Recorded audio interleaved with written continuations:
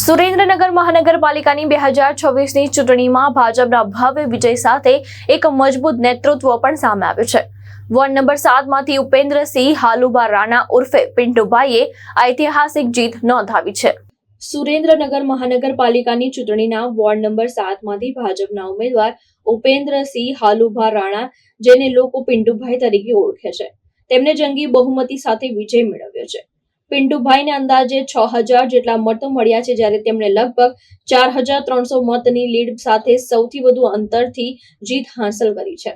આ વિજયને સ્થાનિક લોકો દ્વારા તેમની લોકસેવા, સરળ સ્વભાવ અને પ્રભાવશાળી વ્યક્તિત્વ પર મુકાયેલા વિશ્વાસ તરીકે જોવામાં આવી રહ્યું છે। ચૂંટણી પરિણામો જાહેર થતાં જ કાર્યકરો અને સમર્થકોમાં ભારે ઉત્સાહ જોવા મળ્યો હતો। આ જીત સાથે સુરેન્દ્રનગરમાં ભાજપનું સંગઠન વધુ મજબૂત બન્યું હોવાનું રાજકીય વર્તુળોમાં માનવામાં આવી રહ્યું છે। મહેશ ઉતેરિયા, દ્રષ્ટિકોણ ન્યૂઝ, સુરેન્દ્રનગર।